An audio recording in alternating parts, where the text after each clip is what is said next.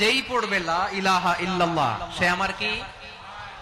এজন্য বিষ্ণুই বলেন মান ক্বালা লা ইলাহা ইল্লাল্লাহ, যে ব্যক্তি বলবে লা ইলাহা ইল্লাল্লাহ মুখলিসান মিন কলবিহি, অন্তর থেকে যে পড়বে লা ইলাহা ইল্লাল্লাহ দাখালাল জান্নাহ, সে জান্নাতি হয়ে যাবে। সুবহানাল্লাহ বলেন। যেই পড়বে লা ইলাহা ইল্লাল্লাহ সে কই যাবে? জান্নাতি হয়ে যাবে। এখন আমার সব ভাই যারাই লা ইলাহা পড়ছে জান্নাতে যাক, চাই কি চাই না? নাকি আপনি শুধু একাই জান্নাতে যেতে চান? একাই যেতে চান?